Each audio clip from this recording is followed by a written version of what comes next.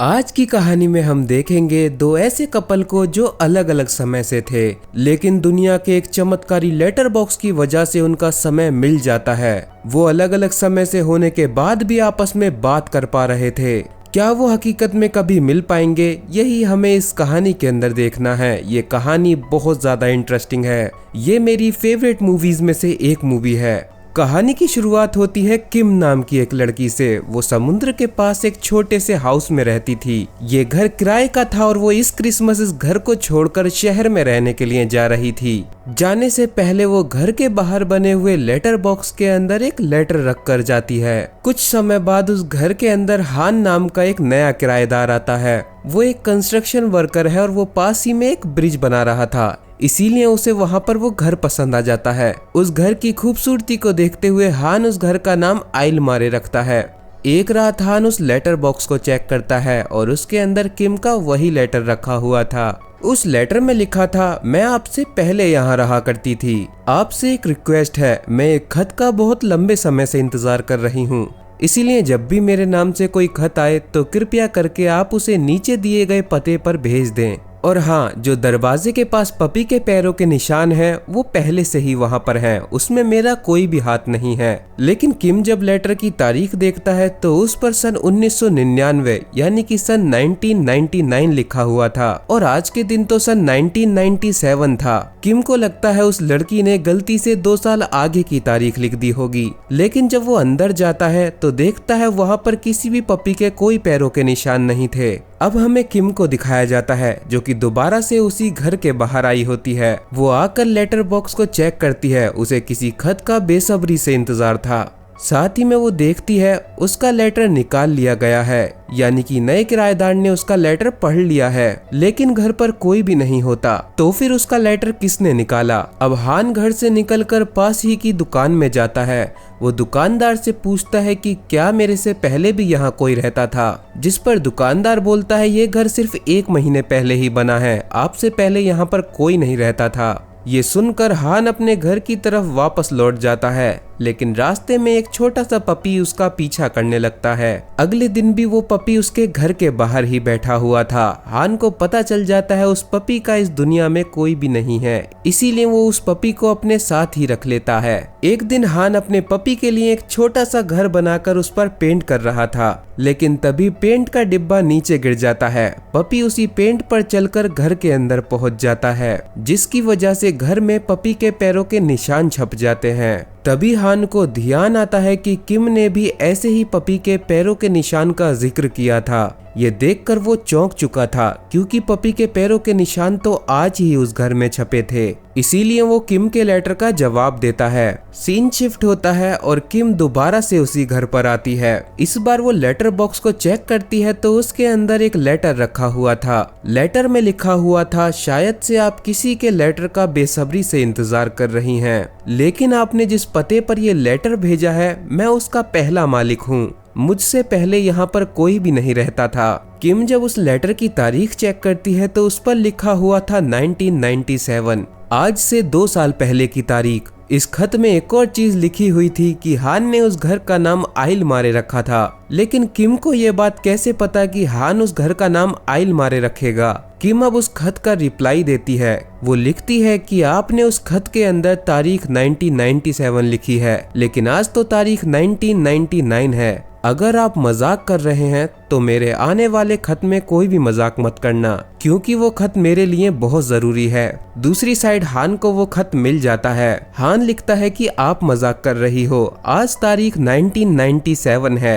अगर आप लोग नहीं समझ पा रहे तो मैं आपको आसान भाषा में समझा देता हूँ। दरअसल में एक लेटर बॉक्स है जो कि 2 अलग टाइम को जोड़ रहा है। किम जो कि सन 1999 से है और हान जो कि सन 1997 से है। लेकिन इस लेटर बॉक्स के अंदर हान जैसे ही लेटर डालता है तो वो लेटर सीधा समय में 2 साल आगे पहुंच जाता है, और जब किम उस लेटर बॉक्स के अंदर लेटर डालती है तो वो लेटर समय में 2 साल पीछे पहुंच जाता है। यानी कि वो लेटर बॉक्स 2 अलग समय को जोड़ रहा है। आसानी से समझने के लिए हान समय में 2 साल पीछे से है और किम समय में 2 साल आगे से है। जैसे आज की तारीख 2025 है तो मान लो किम 2027 से बात कर रही है। ये सिर्फ एक एग्जाम्पल देने के लिए था, यानी कि किम के लिए वो सारी चीजें हो चुकी होंगी जो कि 2 साल पहले हुई हैं। जैसे अभी के टाइम पर हैदराबाद का प्लेन क्रैश हुआ था, तो हमसे अगर कोई 2027 से बात करेगा तो उसे पता होगा कि सन 2025 में एक प्लेन क्रैश हुआ था। कुछ दिनों बाद अब किम के यहाँ पर सन 2000 लग चुका था। न्यू ईयर के दिन वहाँ पर बहुत तेज बर्फ पड़ने लगती है। किम को याद आता है कि ऐसी ही बर्फबारी सन 1998 के जनवरी में भी हुई थी, जिसके चलते वायरल फीवर फैल गया था और कई लोग बीमार हुए थे। इसीलिए किम अगले खत में लिखती है, अगर तुम सच में 1998 से हो तो 8 जनवरी के दिन बहुत तेज बर्फ पड़ेगी। दूसरी साइड अब हमें हान को दिखाया जाता है। आज वही तारीख थी, 8 जनवरी। हान जब काम से वापस आ रहा था तो बहुत तेज बर्फ पड़ने लगती है, जिसके चलते हान बीमार हो जाता है। अब हान चौंक चुका था। वो अपने अगले लेटर में लिखता है कि तुम्हें इन सब बारों में कैसे पता है? क्या तुम सच में फ्यूचर से हो या फिर तुम फ्यूचर के बारे में अनुमान लगा रही हो? इसके बाद हान किम के पते पर भी जाता है, जहां अब उसका नया घर है। लेकिन जब किम वहां पहुंचता है तो वो बिल्डिंग अभी तक बनी ही नहीं थी। ये देखने के बाद किम समझ जाता है कि वो दोनों अलग अलग समय से हैं। अब वो दोनों काफी ज्यादा सोच में पड़ जाते हैं कि ऐसी क्या चीज है जिसकी वजह से वो 2 अलग समय से भी बात कर पा रहे हैं। अब उनके बीच खतों का सिलसिला बढ़ जाता है और आखिरकार उन्हें समझ आता है कि वो लेटर बॉक्स ही है जो आपस में उन दोनों के समय को मिला रहा है। एक दिन किम के नए अपार्टमेंट के लेटर बॉक्स में एक लेटर पड़ा हुआ होता है, जो कि गलत पता लिखा होने की वजह से उसी के पास वापस आ गया था। दरअसल में ये खत किम ने अपने बॉयफ्रेंड के लिए लिखा था। किम का बॉयफ्रेंड शिकागो जा रहा था और वो किम को भी अपने साथ ले जाना चाहता था, लेकिन अपने करियर की वजह से किम ने उससे मना कर दिया था। और इतने दिनों से किम अपने बॉयफ्रेंड के लेटर का ही इंतजार कर रही थी, इसीलिए वो रोज उस पुराने घर के लेटर बॉक्स पर जाकर चेक किया करती थी। लेकिन उसके बॉयफ्रेंड तक तो उसका लेटर कभी पहुंचा ही नहीं। इसीलिए वो जाकर अपने बॉयफ्रेंड को कॉल करती है। उसका बॉयफ्रेंड जब कॉल पिक करता है तो कोई लड़की बात करती है। वो समझ जाती है कि उसके बॉयफ्रेंड को नई लड़की मिल चुकी है। इसके बाद किम बहुत ज्यादा टूट जाती है। ये बात किम लेटर में लिखकर हान के साथ शेयर करती है। हान भी अपनी जिंदगी के बारे में किम से काफी कुछ शेयर करता है कि कैसे उसकी माँ के गुजर जाने के बाद उसके पिता उसे छोड़कर चले गए और वो अपने पिता को बिल्कुल भी पसंद नहीं करता। किम और हान एक दूसरे के काफी अच्छे दोस्त बनते जा रहे थे। दूसरी साइड किम को याद आता है 1998 में एक दिन उसका रिकॉर्डर रेलवे स्टेशन की बेंच पर छूट गया था। वो उस दिन की डेट याद करती है और उसे पता चलता है उस दिन 11 फरवरी थी। वो हान को लेटर लिखती है और बोलती है 11 फरवरी के दिन मैं अपने रिकॉर्डर को रेलवे स्टेशन पर छोड़ दूंगी, तो प्लीज तुम उस रिकॉर्डर को मेरे छोड़ने से पहले ही मुझे दे देना।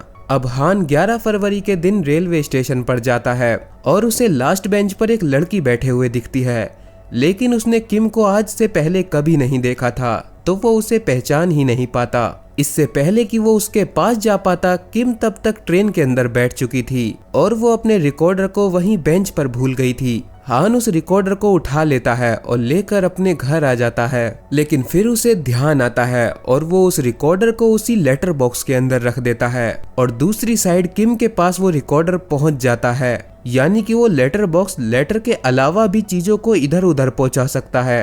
किम जब उस रिकॉर्डर को चेक करती है तो उसके अंदर उसे हान की रिकॉर्डिंग भी मिलती है, क्योंकि हान ने अपनी आवाज को भी उस रिकॉर्डर में रिकॉर्ड कर दिया था। किम हान की आवाज सुनकर बहुत खुश होती है। कुछ दिनों बाद हान को अपने दोस्त से पता चलता है कि उसके फादर को हार्ट अटैक आया है। अपने आखिरी समय में वो हान से मिलना चाहते थे, लेकिन हान उनके पास नहीं जाना चाहता था, इसीलिए वो किम को खत लिखता है। वो लिखता है, क्या तुम चेक करके बता सकती हो कि मेरे पिता ठीक हैं या फिर नहीं। दूसरी साइड किम उसके पिता के बारे में खोजने लगती है, जहां उसे हान के पिता की एक ऑटोबायोग्राफी मिलती है, क्योंकि वो एक बहुत ही पॉपुलर आर्किटेक्ट थे। उसके अंदर उनकी मौत उसी दिन की लिखी हुई थी जिस दिन में अभी हान है। वो फौरन लेटर के जरिए हान को ये बात बताने के लिए जाती है, लेकिन रास्ते में उसका एक्सीडेंट हो जाता है, जिसकी वजह से हान तक वो लेटर नहीं पहुंच पाता। तब तक बहुत देर हो चुकी थी, क्योंकि हान के पिता गुजर चुके थे। किम का एक्सीडेंट ज्यादा सीरियस नहीं था और वो ठीक थी। अब वो हान को उसके पिता की ऑटोबायोग्राफी की बुक भेजती है, जो बुक उन्होंने हान के लिए ही लिखी थी। हान जब उस बुक को पढ़ता है तो उसे पता चलता है उसके पिता उससे बहुत प्यार करते थे और उन्होंने ही वो घर हान के लिए बनवाया था। यह देखकर हान बहुत रोता है क्योंकि अपने पिता के आखिरी समय में भी वो उनके साथ नहीं था। वो डिसाइड करता है कि वो अपने पिता के सपने को पूरा करेगा। वो अपनी पढ़ाई को दोबारा से शुरू कर देता है। इस बीच किम और हान का बॉन्ड और पक्का हो जाता है। इसीलिए हान रेलवे स्टेशन पर जाकर आज किम से मिलने वाला था। हान रेलवे स्टेशन पर पहुंचकर किम के पास जाकर बैठ जाता है, लेकिन किम उसे पहचानती ही नहीं क्योंकि इस वाले समय की किम को हान के बारे में कुछ भी नहीं पता है। हान सोचता है कि उसे किम को सारी सच्चाई बता देनी चाहिए, लेकिन फिर वो रुक जाता है।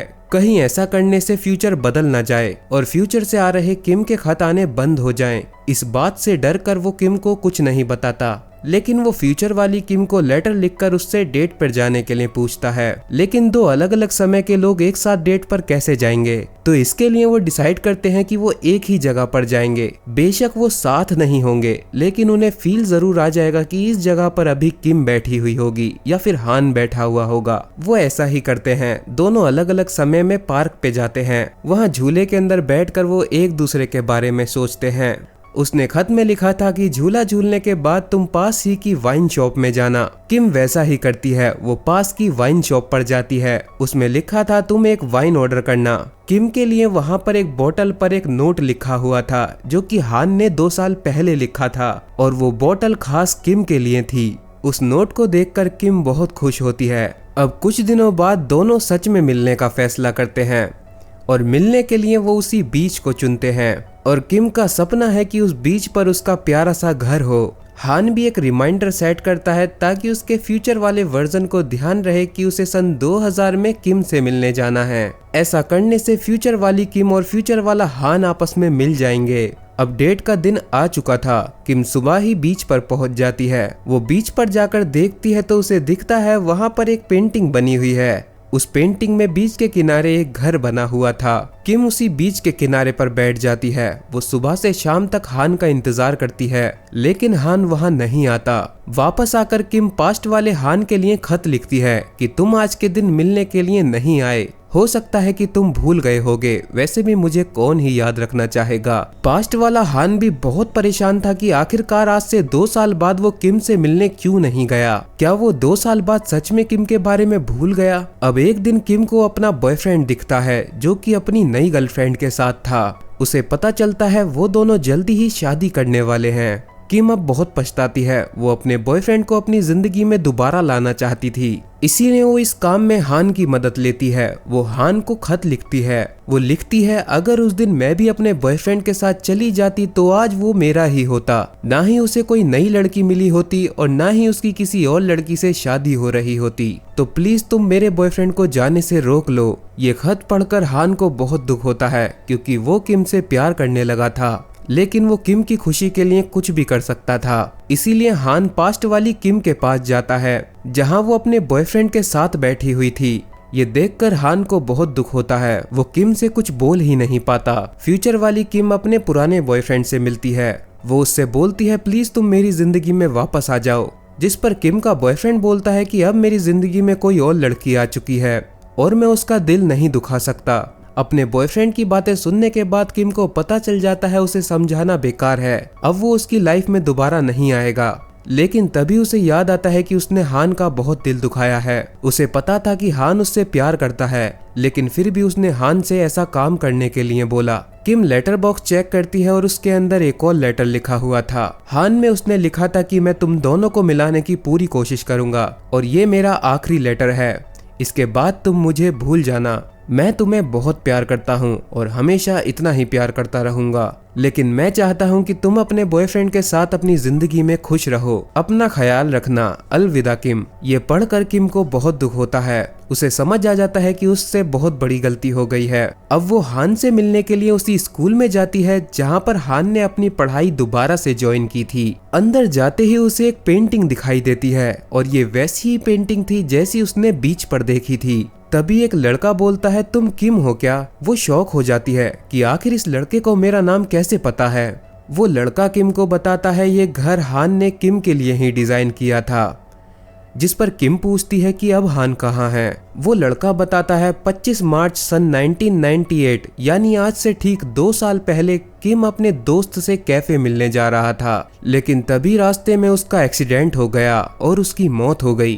तभी किम को याद आता है ये तो वही दिन था जिस दिन उसका बॉयफ्रेंड उसे छोड़कर जा रहा था, यानी कि हान उन दोनों को रोकने के लिए जा रहा था। तभी किम को याद आता है कि उसी दिन उसकी आंखों के सामने एक लड़के का एक्सीडेंट भी हुआ था और वो लड़का और कोई नहीं बल्कि हान ही था। हान उन दोनों को रोकने के लिए आ रहा था, लेकिन उसकी आंखों के सामने ही उसका एक्सीडेंट हो गया और वो उसे पहचान भी नहीं पाई, क्योंकि इस समय तक वो हान को जानती ही नहीं थी। किम रोते हुए भागकर उसी लेटर बॉक्स के पास जाने लगती है। वो किम तक लेटर पहुंचाती है ताकि किम उस दिन उन्हें रोकने के लिए ना जाए, क्योंकि अगर वो उस दिन गया तो उसकी मौत हो जाएगी। किम चिल्ला चिल्ला कर रोने लगती है, क्योंकि उसे पता चल जाता है कि उससे बहुत बड़ी गलती हो चुकी है और हान उस डेट पर इसीलिए मिलने नहीं आ पाया था क्योंकि वो मर चुका था। वो उसे भूला नहीं था बल्कि वो मर चुका था। तभी सीन कट हो जाता है और सीन उसी दिन पर शिफ्ट होता है जहां से मूवी शुरू हुई थी। किम उस घर को छोड़कर जा रही होती है। तभी किम के सामने एक लड़का आता है। उस लड़के के हाथ में वही लेटर था जो किम ने आखिरी बार लिखा था और वो लड़का और कोई नहीं बल्कि हान ही था, यानी कि फ्यूचर वाली किम ने पास्ट वाले हान की जान बचा ली थी। हान उससे बोलता है क्या तुम एक जादुई कहानी सुनने के लिए तैयार हो? और इसी के साथ यहीं पर यह बेहतरीन मूवी खत्म हो जाती है। तो अगर आप लोगों को मेरी मूवी की एक्सप्लेनेशन अच्छी लगी हो तो आप इस वीडियो को लाइक कर सकते हो और अपने मूवीज लवर दोस्तों के साथ इस वीडियो को शेयर कर सकते हो। मैं ऐसी ही बहुत इंटरेस्टिंग मूवीज लाता रहता हूँ, उसके लिए आप मेरे चैनल को सब्सक्राइब कर सकते हो।